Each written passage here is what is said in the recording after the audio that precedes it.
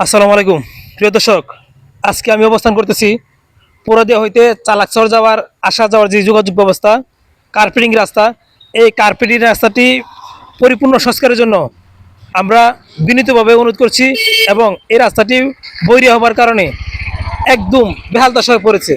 আপনারা ইতিমধ্যে দেখতে পাচ্ছেন রাস্তার খনন তো যেমন কথা, রাস্তার দুই সাইড ভেঙে একদম পারাপার যোগাযোগ বন্ধ হওয়ার বিচ্ছিন্ন পরিবেশ হয়েছে।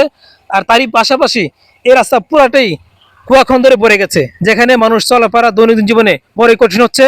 আর এই পুরাদিয়া হইতে চালাকচর যাওয়ার রাস্তাটি এটা একদম বরাবর নাগাদ, একদম হাইওয়ে রুটের মতো বড়। এই রাস্তাটি পরিপূর্ণ সংস্কার এই এলাকাবাসী দাবি, এবং আমি চাই এই রাস্তাটি অতি দ্রুতই পরিপূর্ণ সংস্কার হোক, আশীর্ভাবে চলাফেরা করুক। আজকে আমি এখানে কথা বলবো চাপা ইউনিয়নের একজন ইউপি সদস্য আছেন, ওনার সাথে আমি কথা বলবো। আসসালামু আলাইকুম। ওয়ালাইকুম সালাম। ভাইজান কেমন আছেন? আছি আলহামদুলিল্লাহ। আপনার যে পুরাদিয়া হইতে চালাকচর যাওয়ার এই রাস্তাটা, এটা কেমন অবস্থা? এই রাস্তাটা আসলে দীর্ঘদিন যাবত, প্রায় 10-12 বছর যাবত খুবই ভঙ্গুর। এখান থেকে যদি চালাকচর আইসা কোনো সিএনজি ড্রাইভার আসতে চায় না এদিকে, আবার পুরাদিয়া থেকে চালাকচর যাওয়ার কথা বললে আসতে চায় না, কারণ এই রাস্তার জন্য।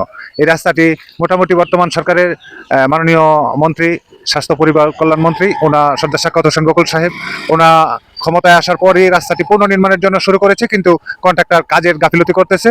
এই জন্যই এই বৈরী মৌসুমে এই যে এরকম 2, 4, 5, 6 জায়গার মধ্যে এরকম ভেঙে গেছে, জনদুর্ভোগ বাড়ছে। এই জন্য আমরা সবিনয় অনুরোধ করছি কর্তৃপক্ষকে, এলজিআরডি মন্ত্রণালয়কে এবং যারা এই রাস্তার দায়িত্বে আছে তাদেরকে অনতিবিলম্বে রাস্তাটি পূর্ণ সংস্কার করে দেওয়ার জন্য।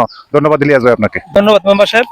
আমরা অত্যন্ত ভাগ্যবান, যেখানে আমরা পরপর বারবারই নির্বাচিত সফল মন্ত্রী পেয়েছি।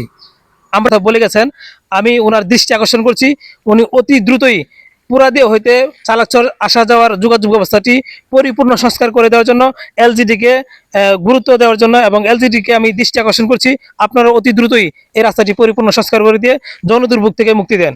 সকলে সুস্বাস্থ্য কামনা করে পরিপূর্ণ সংস্কার চেয়ে আজকের মতো এখানে শেষ করছি। আসসালামু আলাইকুম।